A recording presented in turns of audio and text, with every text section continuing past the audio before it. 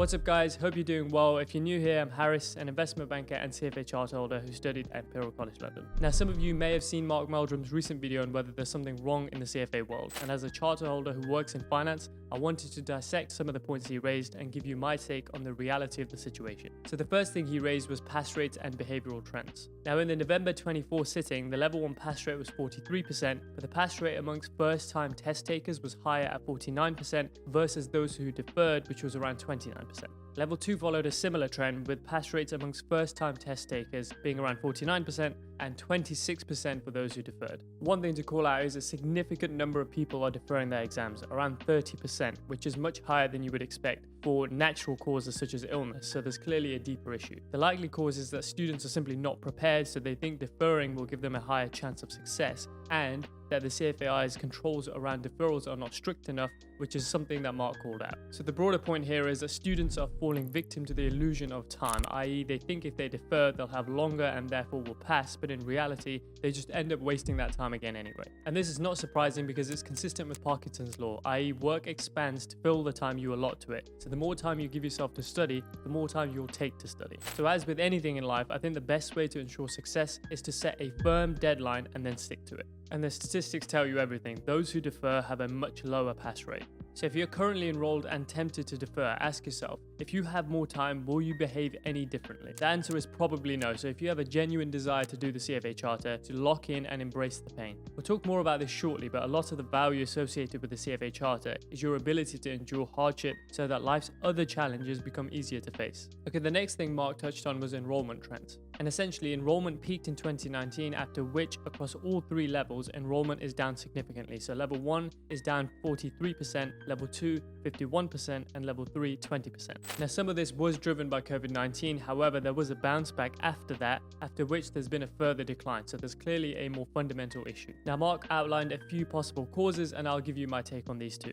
The first thing he called out was that the CFA curriculum has become less difficult, i.e. less rigorous, so there's fewer technical concepts, and also shorter. So it used to be a 6-hour exam, now it's a 4.5-hour exam. And this was in some ways a competitive advantage of the CFA charter. It was unapologetically difficult, and it signaled that students were deeply trained in finance and also that they could work very hard. Now I do think there's some merit to this, but I don't think it's a key reason enrollment is down. Most students aren't even aware of this. Only someone like Mark, who sees the curriculum every single year, is aware of how it's evolved, and also it's still difficult and you still learn an incredible amount. The second thing he called out was an increase in the amount of non-finance content such as ESG, which some people believe detracts from the core focus of the CFA charter, i.e. it's gone a little soft. And I agree this isn't ideal. Many people who study the CFA charter are purists in some ways, so they want to learn about deep, real technical finance. And ESG has become a bit of a buzzword and gimmick, but again, I don't think this is the main reason enrollment is down, because most students aren't aware of this evolution, and also the vast majority of the CFA charter is still focused on those technical concepts. So really, I think it's a matter of value perception, which Mark discusses in detail and we'll cover shortly. But first, if you are enrolled in the CFA charter, you might know that more than 50% of people fail each level,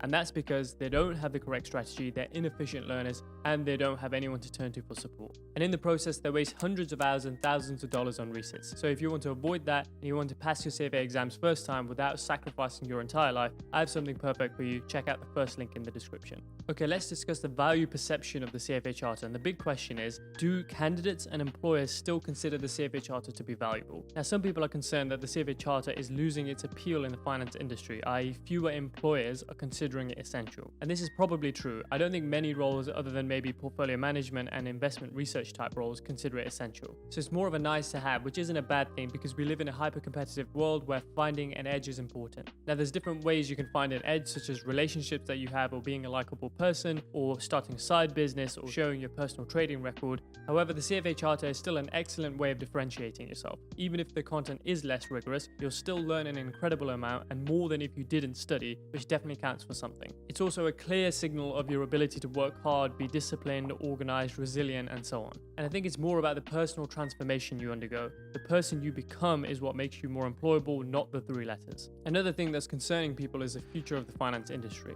With the rise of passive investing and AI, the question is, what is the long-term value of human expertise and certifications like the CFA? Now, the trend of passive investing is well established and it's definitely displaced many active strategies, although there are still some successful active investment funds in the tails of the distribution. But overall, passive investing is much more popular, but I think this is quite well understood. However, when it comes to AI, this is a complete unknown. And it's definitely been front of mind for many people over the last 12 to 18 months, given the hype in the media. And given the rate of AI development, who knows what it will be capable of in 2 to 3 years, which is roughly how long it takes to do the CFA charter. So clearly doing the CFA charter is a big time commitment, and in some ways the benefit is unknown. Now the CFA already have modules on statistics, machine learning, big data, etc. within quant. And they've also introduced practical skills modules on Python fundamentals and data science and AI, which you can use to upskill. However, there might be other qualifications that can better future-proof you. But here's my view on AI. Now, over time, I do think it will displace certain parts of finance, as it will with many industries. However, people still like to transact with people,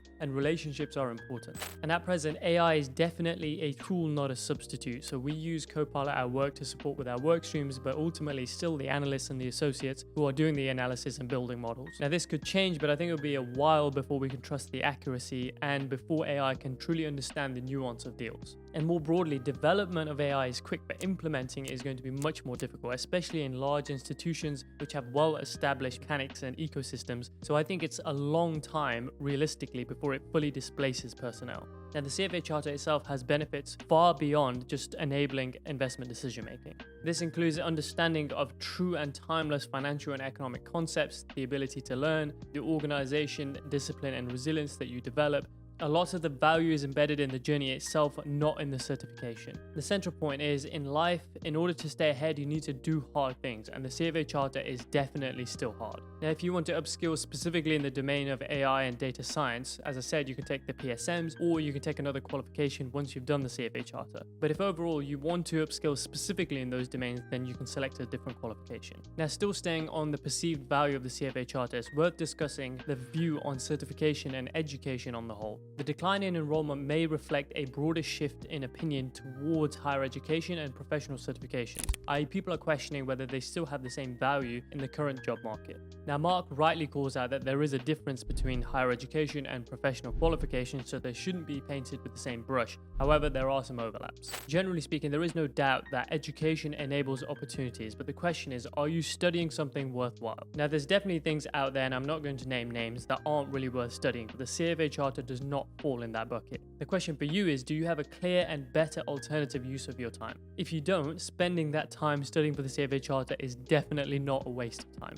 Staying on this point, some people argue that if you use the time you spend studying for the CFA Charter on getting better at your job or learning another skill, that would be more valuable. Now, this might be true, but a big thing to call out is the power of deadlines in forcing you to make progress. Now, the CFA Charter has clear exam dates that you need to work towards, and if you don't do the preparation, you fail, unless you defer, obviously, but ultimately, this encourages discipline. Saying you'll spend those 300 to 500 hours per level on developing another skill doesn't account for procrastination and the fact that there's no pressure on you and you're not forced to work towards any goal. So you'll be relying on discipline and willpower, and some people have that, but many people don't. So you'll simply or most likely waste that time. So having a clear and structured program like the CFA does keep you disciplined and keeps you moving towards a goal. So broadly, yes, the appeal of certain higher education is falling. However, for top tier degrees and qualifications like the CFA Charter, the demand and recognition is still there. And as I said, a lot of the value is embedded in what it takes to succeed, and you can then take this and apply this to the rest of your life.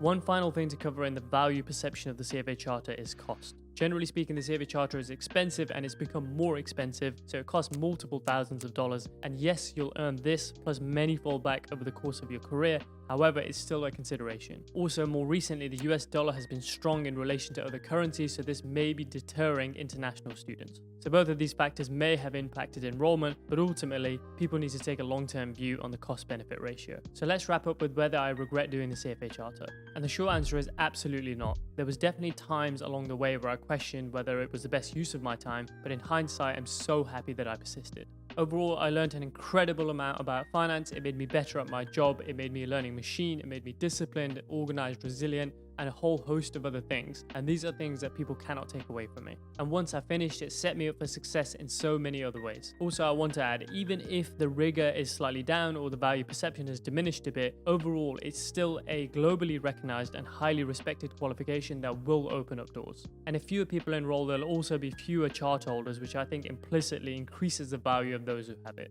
Also, in my opinion, people are shying away from hard work. The new generation wants everything right now. There's very little delayed gratification. You only need to look at crypto. Everybody wants a get rich quick scheme. Nobody wants to put in the work over the long term. So if you can delay gratification, focus on honing your craft and becoming the best version of yourself, in the long term, you will win. Whether you choose to do the CFA charter or something else, the point here is do something hard and worthwhile. Now, if I was considering doing the CFA charter today, I'd ask myself 3 things. Number 1, why are you doing it? Number 2, specifically what role or career do you want? And number 3, do you have an alternative use of your time that will enrich your life the way the CFA charter will? Based on your answers, make your decision, and I would call out that I think even doing just CFA level 1 is still an excellent way to establish strong foundations in finance. So that's my view on Mark's take on whether there's an issue in the CFA world. I think there are some issues, but overall the CFA charter still remains an attractive qualification, and if there are some issues that management haven't addressed, they can still address them. It still remains a hell of a beast in the finance space. And if you like this video, then you're going to love these 2 on screen, and otherwise, thanks for your time and see you in the next video.